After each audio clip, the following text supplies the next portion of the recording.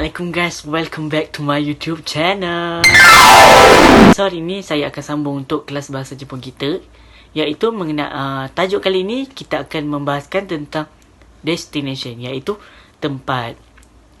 Okey, korang kan kalau nak pergi sesuatu tempat, biasa kita akan cakap dalam bahasa negara tu sendiri kan. Okey, so kalau kita pergi negara Jepun, okey, kita boleh belajar cara ni untuk kita pergi sesuatu tempat. Okay, so kalau kita pergi negara Jepun, orang Jepun ada yang tak faham tau bahasa Inggeris. So, korang boleh cuba cara ni, cakap dalam bahasa Jepun. Bila korang nak pergi suatu tempat, korang tanya dalam bahasa Jepun tu sendiri. Okay? Okay, jom kita start.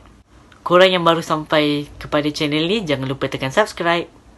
Okay, saya akan bagi contoh beberapa perkataan yang kita akan guna dalam video ni. Okay, first perkataan ialah party. Party ialah dalam bahasa Inggeris dia ialah party.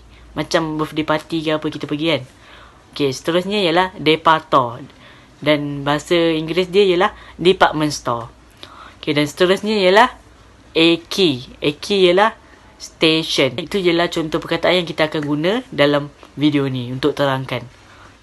Okay, contoh korang nak pergi ni, korang nak nyatakan kat orang kan. Okay, saya pergi ke department store. Saya pergi ke department store. Korang nak bagi tahu orang. Okay, so korang letak place kat depan, ni dia kat tengah, dan ikimasu atau ikimasen. Kalau ikimasu tu saya pergi. Kalau saya tak pergi, ikimasen.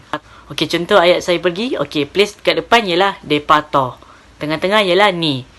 Belakang sekali ikimasu sebab saya pergi. Departure ni ikimasu. Departure ni ikimasu. Okay, kalau saya tak pergi, korang letak departure ni ikimasen. Departure ni ikimasen. Okay, dan kalau korang tak faham, kita boleh move contoh yang lain. Okay, contoh kalau saya pergi ke party, korang letak party ni ikimasu. Party ni ikimasu. Kalau saya tak pergi ke birthday party tu, party ni ikimasen. Party ni ikimasen. Okay, dan kita ambil contoh lagi satu supaya korang lebih faham, iaitu station. Saya pergi ke station. Eki ni ikimasu. Kalau saya tak pergi ke station, eki ni ikimasen. Macam tu. Okay, dan kita move kepada ayat pertanyaan. Tadi kita menyatakan dekat orang. Sekarang kita nak tanya orang. Okay, depan ni korang letak place juga, tempat. Tengah-tengah letak ni, dan belakang letak ikimasuka. Dia tak ada ikimasen sebab korang nak tanya, so dia positif saja.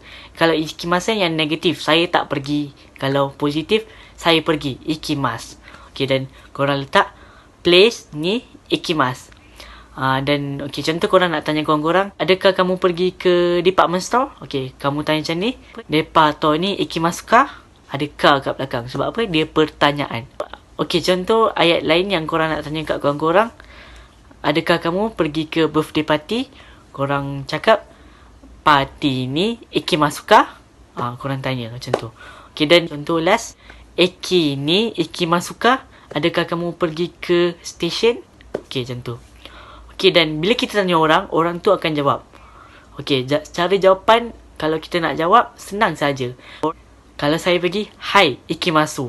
Tu cara jawab. Contoh kan, orang tu tanya kita kan, departure ni ikimasuka?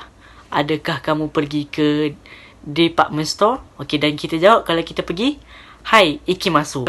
Dan kalau kita jawab, kita tak nak pergi, kita jawab, iie, ikimasen. Iie, ikimasen. Okay, macam tu. Okay, contoh. Kita bagi satu contoh. Contoh saya bertanya kat kawan saya, departure ni ikimasuka? Okay, dan saya sebagai kawan dia akan menjawab, iie, ikimasu. Maknanya saya pergi. Okay, contoh ayat yang lain, party ni ikimasuka? Saya tak nak pergi, saya jawab, iie, ikimasen. Okay, itu saja. So, korang kalau nak pergi negara Jepun ke kan, korang boleh tanya yang simple-simple macam tu je. Asalkan korang hafal nama tempat yang korang nak pergi. Okay, dan struktur ayat tu dah senang. Okay, so jom kita refresh balik apa yang kita dah belajar. Okay, untuk korang menyatakan kat kawan korang yang saya pergi ke sesuatu tempat tu, okay, korang letak place dia dulu.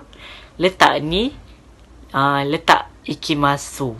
Kalau korang nak nyatakan kat kawan korang yang korang tak pergi, letak place, letak ni, letak ikimasen. Ikimasen tu maknanya dia negatif. Ikimasu tu maknanya positif. Saya pergi dan saya tak pergi. Okay, so kita move kepada seterusnya, iaitu ayat tanya. Kalau korang nak tanya kawan korang, letak place, letak ni, letak ikimasuka. Dia tak ada ikimasenka. Tak ada. Sebab dia positif saja. Sebab korang nak tanya kawan korang, adakah kamu pergi? Dan korang yang bila dapat soalan macam tu daripada kawan korang, kalau korang nak pergi, korang jawab, hai, ikimasu. Kalau korang tak nak pergi, korang jawab, yeah, ikimasen. Sampai situ sajalah video kita kali ini. Korang jangan lupa tekan like, share and subscribe kepada kawan-kawan korang yang minat untuk belajar bahasa Jepun. Okay? Dan saya akan sambung untuk buat konten-konten untuk bahasa Jepun selepas ni. Okay? Kalau ada apa-apa cadangan, boleh cadangkan dekat komen kat bawah. Okay? Sampai situ sajalah. Bye-bye. Assalamualaikum.